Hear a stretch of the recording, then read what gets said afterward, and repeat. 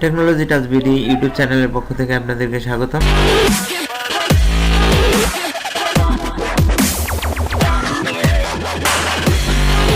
তো ভিউয়ার্স, আজকে আমরা একটা গুরুত্বপূর্ণ জিনিস নিয়ে আলোচনা করব। সেটি হচ্ছে আমরা অনেক সময় ল্যাপটপ বা কম্পিউটার কেনা বেচা করে থাকি।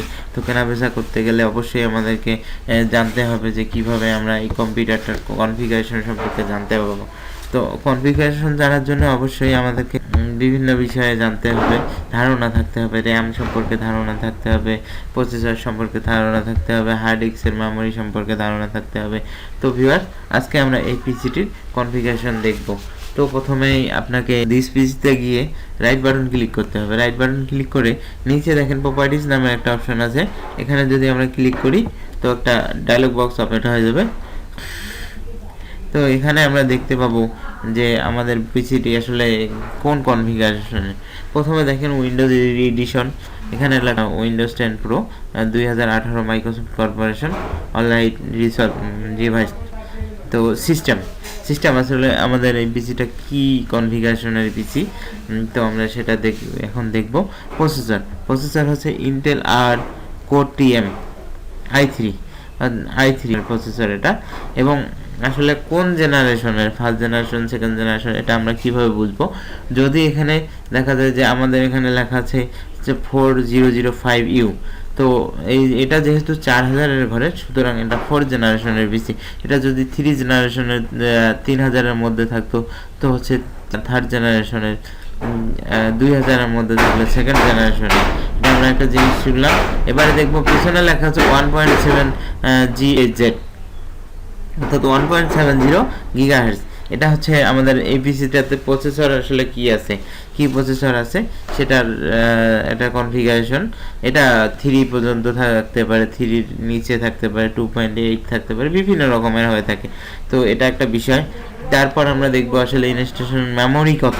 মেমোরি এখানে দেখেন আমাদের 8GB, 8.00 GB মেমোরি লাগানো আছে, এবং সেক্ষেত্রে 7.89 GB ইউজেবল, মানে ইউজ হবে, এই পর্যন্ত আমরা ইউজ করতে পারবো। সিস্টেম টাইপ আসলে কি টাইপের, 64 বিট অপারেটিং সিস্টেম, x64 বাস প্রসেসর।